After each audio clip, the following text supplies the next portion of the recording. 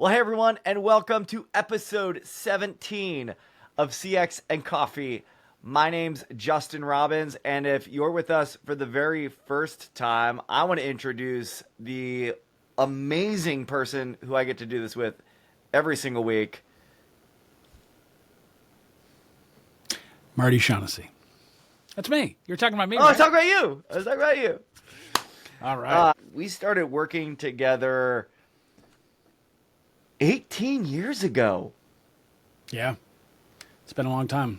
18 years ago, we had this crazy idea, and we're like, what if we started to get together once a week? We jump into different coffees or beverages and share what we like or don't like about them and talk about things that could be interesting if you work, live, or think about customer experiences. So we started CX and Coffee, We started it. and here we are, 17 episodes later. 17 episodes later. Yeah, I mean, it was probably, we've been talking about this for at least 4 or 5 years, right? I mean, I'm pretty sure I was paying for the domain name for years before this ever. Have we ever talked about your domain name addiction on here yet? I don't know that we have, but we can talk about it today, Marty. That's okay. Yeah. We would come up with some idea, and Justin and I would talk, and then all of a sudden it was like, within a half hour, he'd send me his GoDaddy invoice of hey, I just purchased these 5 domains. So he's got a slew of them. Well, here's the origin of that. And you know what, Marty? I just realized I love this. We didn't plan this. This is an incredible segue into the coffee that I'm going to be looking at this week as well. All right. So one of my earliest jobs in the contact center was at a company at the time was called Network Solutions. Oh, I used them early on, yep. They were the very first domain registrar. And when I started Network Solutions, I was in Tier 1 support, which meant for a lot of people it was like helping them set up their website for the first time, set up their email, not web coding, but basic DNS, all that stuff, yeah. Correct. And the thing we got to do as part of training was they gave us the full hosting package where you got to pick a domain name, you got the website builder, the email, all of that kind of stuff. And what I was exposed to during my time working at NetSol was how many people would buy misspellings of domain names, that when a retailer was entering a new line, they would buy dozens or hundreds of domain names. Mm-hmm. In some cases, just to protect the IP. In other cases, to turn and sell them. And I don't know what it was about my nature, but I was like, that sounds like something I want to do. And, to this day, 2+ decades later, I still do. I have domain names that I buy for the purpose of maybe reselling them someday. I buy them because I have a half-baked idea. Or in some cases, it really is protecting misspellings or flubs on keyboards just to kind of own the right type of properties. So, yeah, I'm into it, Marty. And the reason this is an interesting segue, because at the dinner I was at, where I got the coffee we're trying, I was not the only one at the table who does that. So I'm not alone. That's my point. I'm not alone. In fact, could somebody just affirm me a little bit? I just need one comment. Just one comment on this video that you do this too. If you think I'm nuts, you can stay quiet. Yeah. I sold one, and it was weddingguys.com. I haven't been there since. That was probably 20 years ago, but yep. I had an idea. I bought it. I held on to it. Some guy sent an email. Would you sell it to me? Gave him a good price. It was a big deal back then. Now there's tons of people out there, but yeah. It was pretty important when you were picking that domain. It felt like you were getting a new parcel of land. Yeah. You know what I mean? Oh, well, you this is something I've tried to suppress. Yeah, because I get mad every time I talk about it. Thanks for provoking this, Marty. Okay. There is a gentleman, and I can't believe I'm calling this out right now, but this is, it's about time. This is a grievance I have held for too long, Marty. Yeah, let it out. There's a gentleman, and at last checked, he was in Las Vegas, and he is a concierge for one of the big properties. He might be doing other stuff now. You know what his name is, Marty? Justin Robbins. You know what domain he has? JustinRobbins.com. You know what he's doing with it? I don't even want to guess. Nothing. Gotcha. Nothing. I guess nothing's better than That's something. true. Something. That's true. I've tried contacting him before, and he's totally like, "What's it worth to you?" Not, not that much. Yeah. Not that much. It was like, I don't know the guy, but the one interaction we had by email, I don't like him. I thought all Justin Robbins were great, Marty. Yeah. At least one of us out there is a bad egg. Yeah. And if you're watching this, Justin Robbins, just know, yeah, you did get under my skin. Yeah. That's funny.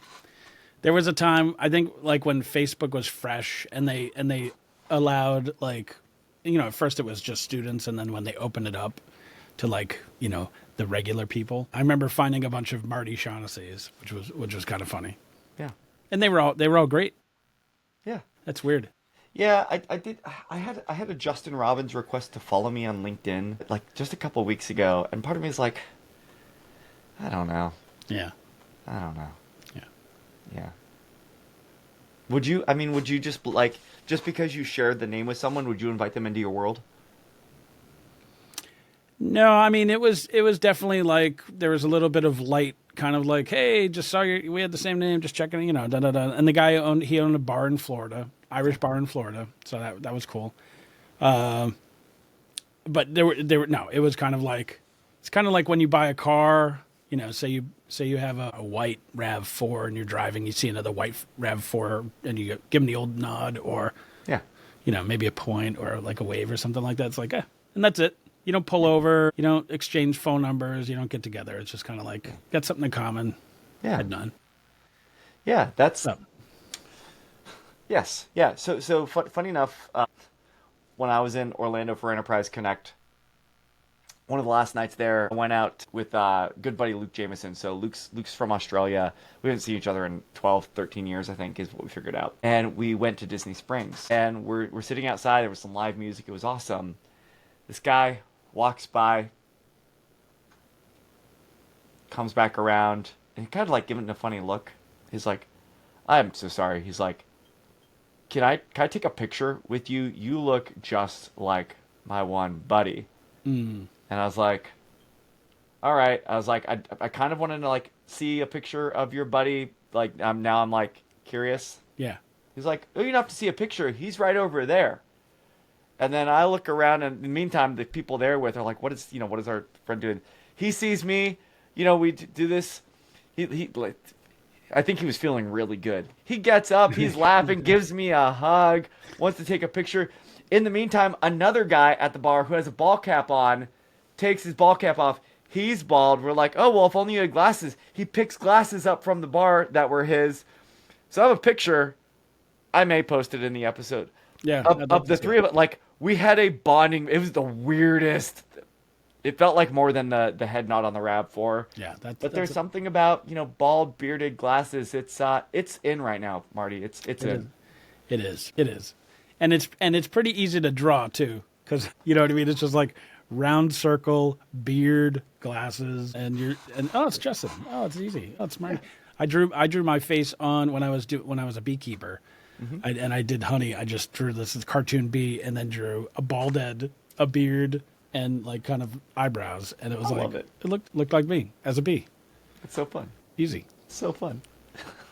So I mentioned that dinner where we talked about the domain name purchasing and selling. I was in Southern Pines, North Carolina. A few weeks ago, Nate Brown and I had gotten an invitation to go to the headquarters of an organization called Instant Teams.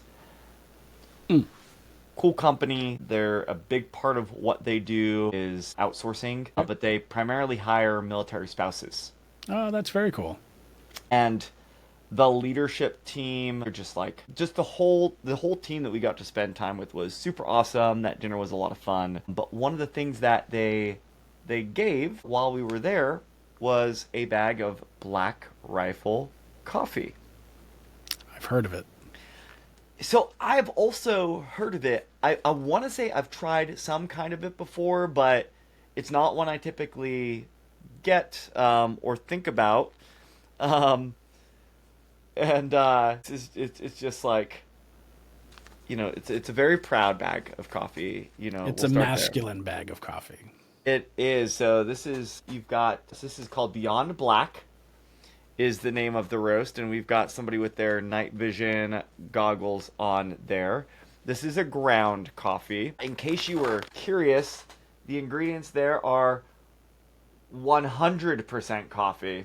Yeah, So, no question no about question. that. Here we go on the back. This dark roast doesn't explore the darkness, it lives in it. Our go to dark roast is where bold meets delicious. The robust flavors feature a spicy aroma with dark chocolate tasting notes and a satisfying smoky finish. Wow. Okay. Serving premium coffee to people who love America. There you go. Smells like freedom, Marty. Does- Smells like I can freedom. smell it from here. So I definitely get the smokiness right off the bat. And it's interesting when they say spices, and I know you and I have talked about this to like always try to figure out, it's like, oh, what is the spice on this? So if I were to kind of peg this one, I think I get a little bit of nutmeg. I definitely get not campfire smoky, but you can tell these beans were cooking for a little bit. Yep. Right? I think that's more what I'm getting. That it goes a bit beyond toasted and Not burnt. not burnt, but I'd say Somewhere this in is between. Just below. just below, just Just below. on the edge. Yeah, smoky nutmeg. Okay. That's what I get out of Black Rifle Coffee's company, Beyond Black. Beyond black. Beyond Black. Also, by the way, I would just once in my there's something about night vision goggles that fasten. Is this just me? No. I mean, I haven't worn them in person, but I've played video games where I put them on, and Exactly. It's and cool, they're right? fantastic. Simulated, they're great. If you're watching this and you've spent any like if you've done something like cool with night vision goggles, can you just pretend, even if it wasn't, can you just tell Marty and I that it really is awesome so Yeah. that we continue to want to do that? Yeah. Yeah. I wish they gave here's my first complaint about this coffee. It doesn't come with a pair of night vision goggles. Well, even I mean, when we were growing up, lots of like cereal boxes. They always had like a little prize in there. That was a big part of like talking your parents into getting like some kind of cereal because there was some kind of toy. Yeah, or you had to Maybe- save the UPCs for like the secret decoder ring. Right. So maybe that's an idea for coffee companies to start throwing some Send in my UPCs. throwing some rings or something like that. Just in a little just. A I little mean, bonus. Marble used to do it, right? All the Camel, right? All the tobacco companies, they were all about that, They were. and people were into it. Yeah. Yeah. Are we onto something, Marty? I've seen plenty of people, or I used to see plenty of people wear. Remember those like the hats? They were like painter cap hats. They looked like paper. Oh yeah, yeah, The Camel yeah, or Marlboro. yeah, yeah. My parents were smokers, and my dad definitely had a lot of wardrobe that was from a tobacco company. All right, you know what this doesn't smell like? It doesn't smell like cigarettes, Well, that's good. but it smells really. I do like it. All right, I like the aroma. Let's see what happens when we get the sip. Cheers. All right, let's go.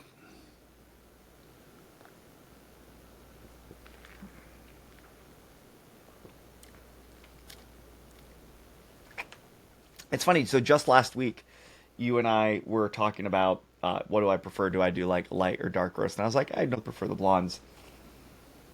This is really good. Part of what I don't like about the dark roast is sometimes they can feel really heavy. Think you're chewing it. Thing, yeah, sometimes. Yeah. And I think it's like they do get overdone and they do have a bit of a burntness. I do still get some smokiness, but I also get like it's got the bitterness of a dark chocolate bar, and I mean, I'll get the like 85, 93% dark chocolate bar. I like that. Mm-hmm. I would say think of a very dark chocolate bar, subtle chocolatiness, but Yep. fairly bitter and kind of smoky. You've got a pretty good idea of what you'd be getting into with this coffee. Okay. Would I go out of my way to buy a ground dark coffee like this? Nah, this isn't going to be one that I'm going to go out of my way to try. Yeah. Um, but we'll definitely we'll enjoy this. I am certainly curious to try other Black Rifle coffees. Actually, know somebody who used to work for Black Rifle Coffee, and I've heard, yeah, always heard really good things. I encourage all of you to consider Black Rifle Coffee Beyond Black. If you've like dark roasts that are 100% coffee, you'll get a nice smoky dark chocolate. Yeah, it is a pleasant aroma. It. I like the sniff better than the taste, Okay. but the taste is also very good. Yeah. Well, I give them bonus points for just having branding that stands out. I mean, the first time I saw it, I wasn't sure what I was looking at, and it's just such a like statement. I think it's pretty cool. Yeah, it is. Yeah, it's very strong and absolutely unique. So, blackriflecoffee.com. You can pick up this roast and others. So, if you haven't tried it, it's worth giving a try. And if you don't like dark roast, they've got a bunch of others. So, there you go. Choices. Yeah. Choices. That actually, gosh, what is with all these are beautiful segues today. I maybe manufactured this most one? recent Okay. one. Yeah. But I want to talk about choice today and whether or not choice is a good thing or a bad thing when it comes to serving our customers. Okay. That's a good question. Yeah, and there's two things that happened to me in the past week that got me thinking about this. One was a friend who got a little upset at the airport, and what's interesting is we've been, if we want to, we've been provided a lot of choice in terms of how you navigate airport security. Right, you can do like the standard line, you can do TSA pre, Yep. or you can do clear, and even clear is like clear with pre, clear without pre. So she paid, right? She paid for clear, and it was longer than the other lines, which has happened to me before I've seen that as before. well. Yep. And so part of the thing that I'm wondering at, like, gosh, we were offered alternative choices as consumers with the idea that it was going to be more convenient and better, but was that actually the case? And does offering these different choices create more problems than it solves? Was part one on there. But then totally different from that was talking barbecue in the past week with somebody, and they were like, oh, they mentioned that they'd love to open a restaurant one day. I was like, my retirement vision would be to have a 1 day a week stand where we serve, like, the meal we serve that day is what we serve. Yep. The main, the sides, it's like you don't have a choice in the matter. It's the price what it is. It's like you like it or you don't, Right. and that's it. Because part of what I believe is that we can actually create incredible differentiation and advantage and streamline the experience by eliminating choice in smart ways. And so I've just been wrestling with this a lot of, like, when is it good to have choice and when is it not? So I'm gonna open us there, Marty, and I'm just curious on your, like, is it just me thinking about this, or do you often wonder of, like, should I give people a choice? I wish I had a choice. How do you think about choice, Marty? That's really what I want to know. How do you think about choice? I guess my default position would be like if the choice is a true choice, if there really is like options. So, again, if I'm on a website and it's like my choices, I can talk to someone, I can do the chatbot, I can use the email form, and all three work the way I think they're intended to work, then that's great, right? Because maybe I don't have time to get on the phone with someone. Maybe I don't necessarily like talking to people directly. I just want to, like, it's not that important. So, hey, if they get back to me in 24 hours, that's great. I think I would change my opinion on that if I go to do the chatbot, and you know how I feel about chatbots, and then all of a sudden we get to like a short part where it's like, oh, sorry, chatbot doesn't work now. Now we're gonna bounce you over to like, now here's the phone number to call. So now instead of getting to where I wanted to, now I've had to take a detour. So I'm not sure if this is answering your question, but I would say choice can be a great thing if it truly is offering multiple solutions that work. So if you think about what matters to you when you're presented choices, and you use the example of, connecting with a business, but maybe the same is true of if you're trying to find a particular product or a service. Here's what I heard from you. Let me make sure I get this right. So, Okay. first thing you said is as long as it works. I'm interpreting that as long as I get what's promised to me, first and foremost. Second thing, you talked about your preference.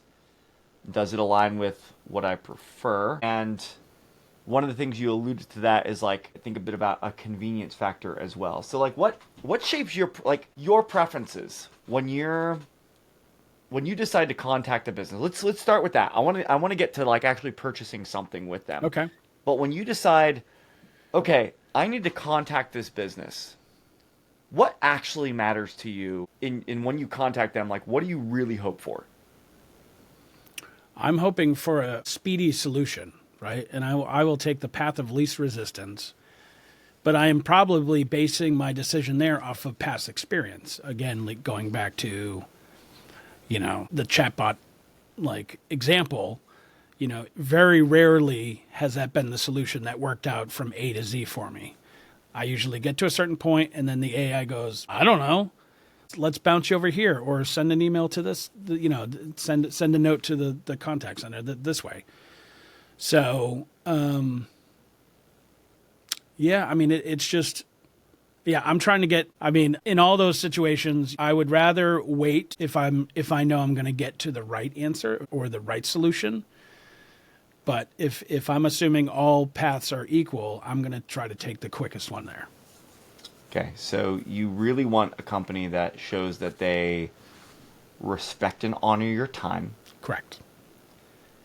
and that is not separate from, as part of respecting and honoring your time, is also making sure that you get the right answer the first time. That's like, we Correct. can quickly get you to someone, so you've got the illusion of not having your time wasted. But if you have to get bumped around, or if you have, conflicting information, Yep. certainly not great. Yeah, you No, I don't think want to that, I don't want to increase my frustration, right? You're hoping that as soon as you start this thing, the process should somehow start declining down towards like resolving. yeah.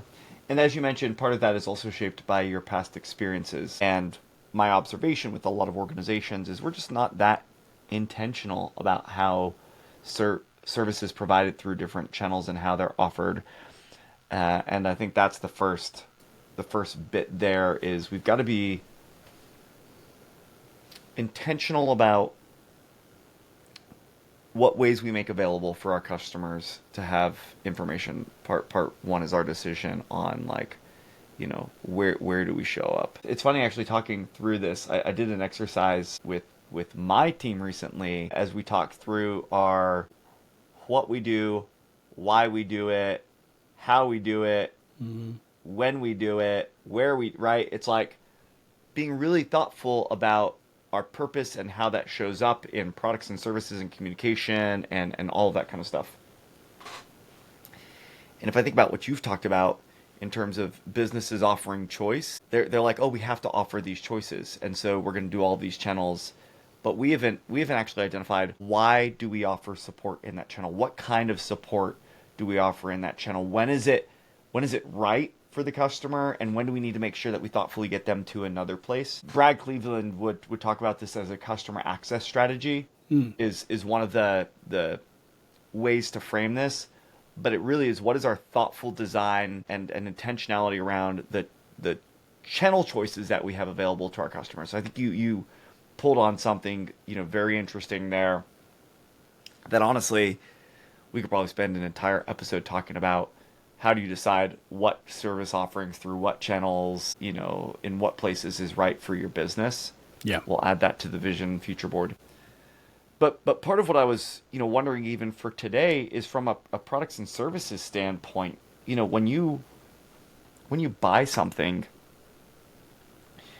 how much do you actually care about? I want to have choices, from the same business versus I want to work with a business who does something really, really well. And my choice then comes down to how what they do really well compares to their competitors, rather than it's like, again, one of the things that I've seen is an organization who's like, we want to try to be all things to most people. So we're going to have Right. this offering and this offering and this offering. And what they end up is not being able to serve any of them really, really well, or they have conflicting priorities and beliefs around which is the best one to serve. And what's your take? Yeah, I would. There's a music software company that I work with, which I believe is somewhere in Europe, and the only way to reach them is through email, right? Which, if I'm writing an email, I'm expecting like, okay, this could be a couple days, but it's worth a shot. They respond so quickly. I don't know if they have some kind of 24-hour situation going on there, but they're always like within, say, 20 minutes, I'm getting something back. Hey, Marty, thanks for writing. Yeah, this, you can do this. They're sending me to links on like, a help account, what I mean, like FAQs or like, this should help. Let us know, and like follow up kind of thing. So I prefer, like, if they're choosing to only do one channel, right? But they do it really, really well. And so I'm good with that. Yeah. But to your point, if you're trying to do, oh, what's the newest thing? Let's texting. And then each one of those is kind of a failure or some kind of delay in communication, then I agree with you. I don't know if that's the point you're trying to make, but I mean, that when you said that, that's the example that popped in my head. Sure. Like, if I don't have a choice, I can only use this email. There's no phone number. There's no chatbot, but they do that. They make sure that any customer that reaches out through that email, in my experience, is responded to very quickly. Yeah. So Let's I pivot appreciate to their that. software though. So the software that you use, do they create many different types of software? Yeah, it's like a plugin based Why did you pick that software?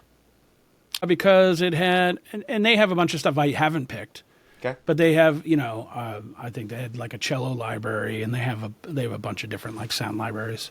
Yeah. Part of what I've been pondering, so from a channels of service, of course, but also from a products and our services, I wonder if we as organizations have a motion to make sure that we do few things well. And what I mean by, so if you're a software company and you've got 40 different softwares, I bet that there's probably one, two, maybe five that the majority of your business is coming through those softwares. They've got the most robust feature set. They've got this capability. Yep. But then you've got these other things that, why do they exist? Like, are they helping or hurting the cause? Are they pet projects? Are they getting the attention that they deserve? Are they serving customers in the right way? And in a lot of cases, again, my observation is that we have these things that are fringe and become distractions to our business. And so my challenge for this week, for all of us, is you can't change the products and services that your business offers. Maybe you can, depending on your role. Most of you watching this probably can't do that. Right.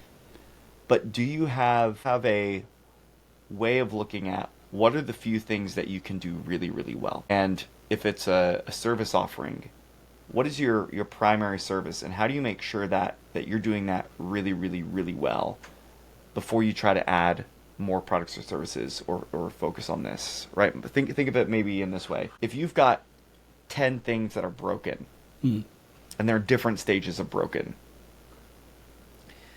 the way most organizations are approaching fixing that today is I'm going to spend fractured time across all 10 of them. I'm not just going to sit down and work on one. I'm going to work a little bit here, a little bit here, a little bit here, a little bit here.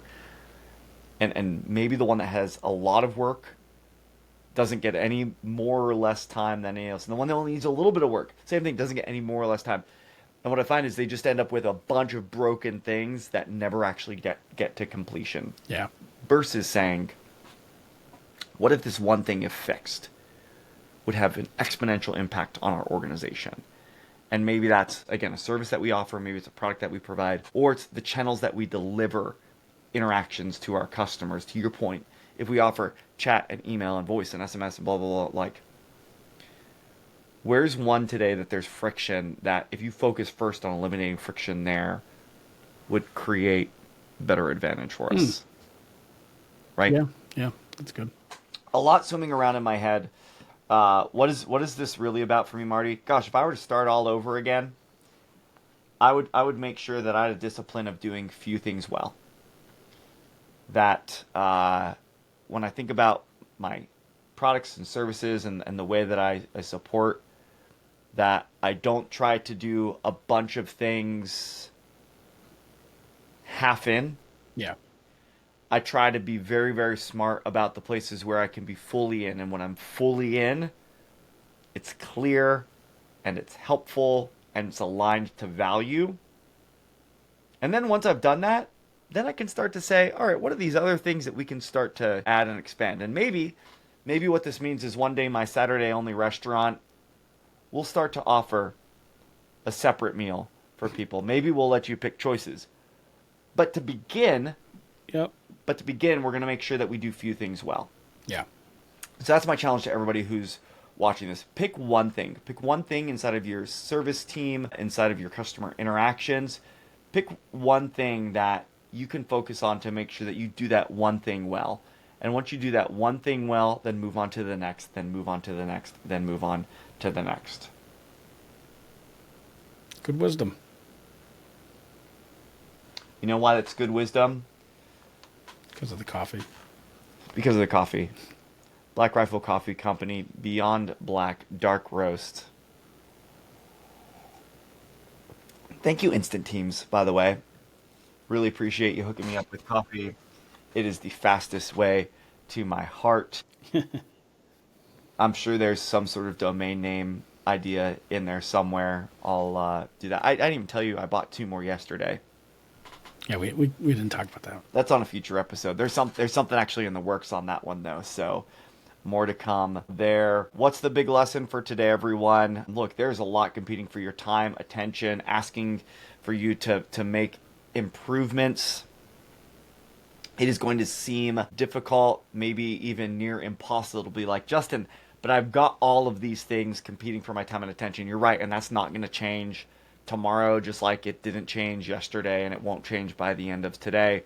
Be ruthless in prioritizing the things that will have the greatest impact if you have focused, invested effort and energy there, and you will see slowly but surely things will start to improve. Marty, gosh, dude, always good to do this with you. I'm excited that our next one, I'm going to be in the UK, so maybe we'll do tea. We've already done a British coffee on here. Okay. We're finally going to make a hard, I'm going to say a hard right turn because of North Carolina. I'm looking at Canada and I'm making a hard right turn to, I'm going to make a hard right turn to the UK next week, episode 18 of CX and Coffee. All right. We'll see what else we get into in the meantime. But Marty, as always, so good to see your face, my friend. Good to see you, buddy.